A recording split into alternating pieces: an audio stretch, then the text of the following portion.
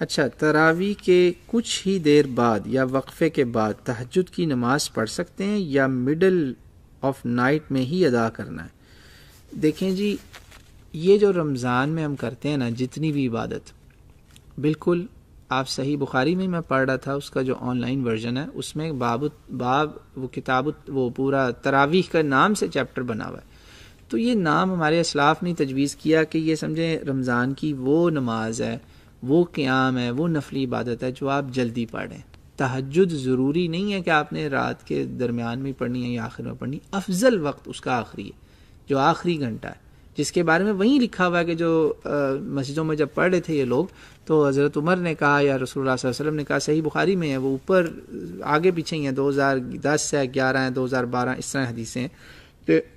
تو وہاں کہا کہ وہ جو تم گھروں میں جو پچھلے پہر کی نماز ہے نا، وہ اس کو تم لوگ نہ بھولنا، یعنی کہ یہ وہ زیادہ افضل ہے. اس لیے آپ دیکھیں حرمین شریفین میں کیا ہوتا ہے کہ وہ رات کے آخری پہر میں پھر قیام اللیل شروع کرتے ہیں رمضان میں، تاکہ ہمیں وہ قیام مل جائے جو رسول اللہ صلی اللہ علیہ وسلم کی اپنی پریفرنس تھی. بے شک آپ نے 3 دن مسجد میں پڑھائی نماز، اس لیے آپ اس پہ کوئی بدعت کا فتویٰ نہ لگائے، تو آپ نے منع نہیں کیا، ٹھیک ہے نا، بس وہ آپ فرضیت سے آپ نے بچایا نا امت کو.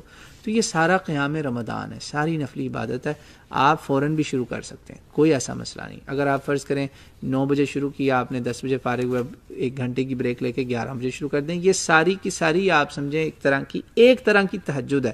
کچھ علماء نے بڑے سخت فتوے دیے ہیں کہ جیسے وہ ہندوستان کے عالم دین تھے، فوت ہو چکے ہیں، انہوں نے کہا تھا کہ جو بندہ تراویح اور تہجد کو ایک برابر سمجھتا ہے وہ بدعت حقیقیہ کا مرتکب ہے، کیونکہ یہ بالکل تہجد کی طرح نہیں ہے، یہ قیام رمضان ہے. ان کی اپنی یہ ایکسپلینیشن تھی which is fine. میں یہ سمجھتا ہوں کہ یہ جو رمضان کی عبادت ہے نا تراویح کی شکل میں، یہ اللہ تعالیٰ نے مجھے آپ کو ایک تحفہ دیا کہ ہم قرآن کو سن سکیں. گھروں میں بہت مشکل ہوتا ہے، اکا دکا ہی لوگ ہوتے ہیں، اس لیے تو صحابہ کی ٹولیاں مسجدوں میں بھاگتی تھیں کہ ہر ایک سے نہیں ہوتا کہ وہ قرآن کھول کے یا زبانی پڑھتا رہے لمبے لمبے نفل، اکیلے سے نہیں ہوتا.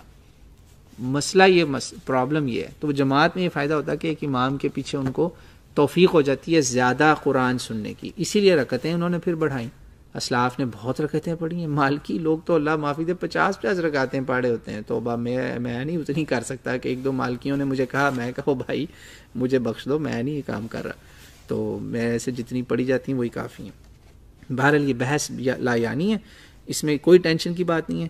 آپ کچھ ہی دیر وقفے کے بعد تہجد پڑھ سکتے ہیں، وہ ساری تہجد ہی سمجھیں آپ، ایک طرح سے وہ ساری تہجد ہے، فکر نہ کریں.